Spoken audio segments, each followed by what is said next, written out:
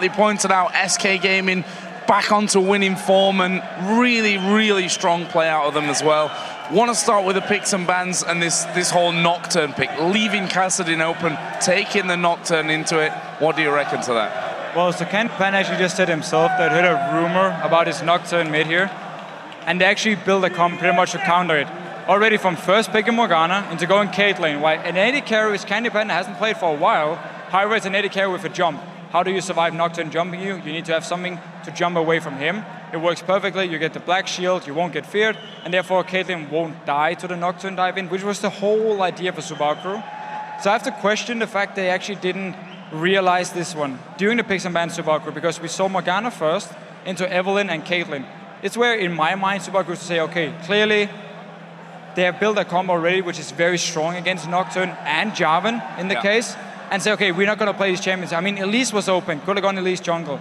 Could also said, okay, we can just pick Kassadin ourselves. Instead, they'll let Kassadin go through even further, and we're so tunnel vision on this Nocturne pick here, they didn't even realize SK had already built a comp to counter it. Well, we actually have a replay of some amazing action that came into First Blood, and Yero actually showing that he is definitely a top-notch support. Yeah, so let's just pull it up on the screen here. And the thing is, Yero, for me, has been very good this week.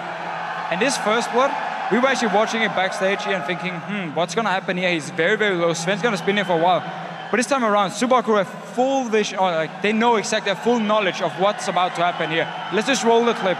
Notice how both summoners are ready for Yero and his ulti. So he's just waiting for Svenskeren to show himself. As soon as Svenskeren shows, puts up the E, lands everything onto him, locks him down, and now he's getting stunned under the tower here. Exhaust reduced, flash reduced. Yero's not even close to going down.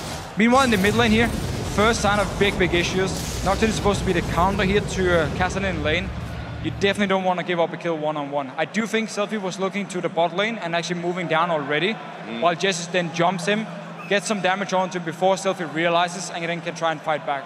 And the fact is that SK, once they got rolling in this game, they didn't really slow down either. There was a bit of a whitewash in terms of kills. So it's the thing we always know about SK Gaming. Once they pick the lead, or once they get the lead, they know how to close it out. And we actually see Subaru being aggressive once again, but SK Gaming just know exactly what's about to happen. So let's pull up the second replay.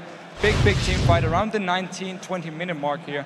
And this is simply SK Gaming showing their comp and how good it is against this Nocturne. So if we just roll the clip here, all focus, of course, from Selfie is on to Candy Pan on his Caitlyn here. But then Raid just sticks together with him. We just see the clip starting here. Yero engages first. It's actually a pretty good engage. Selfie comes in. Black Shield instantly from Enraided. Ulti coming in as well from Enraided here.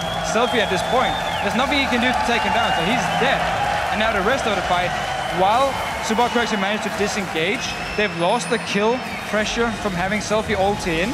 And even though they get a very good stun and CC on to Jessis here and actually managed to kill him, they're still so low from this fight, and Candy Pan is in the backside here, and Freddy, of course, respawning, can just finish off the target, get the ace for SK Gaming, and they just used the comp against this Nocturne really well and completely shut down the pick. Was that the whole problem, do you think, for the Super Hot crew, that the comp that they went for, that they'd obviously been practicing here, just was outpicked by SK?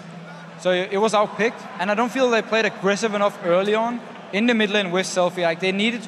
Impala came in a few times to try and gank, but for some reason they never actually spotted out the ward, so they never expected the side he was coming to be warded. So he always just stood there, SK had full vision of him, and it was just a massive issue for them. And overall, once your counter-picking mid lane doesn't actually really work out, and you don't get anything from it early, it's just a big issue, especially coming into team fights. Well, fantastic win there for SK Gaming. Guys, we need to take a quick break, but when we come back, it's Fnatic versus Millennium, so stay tuned.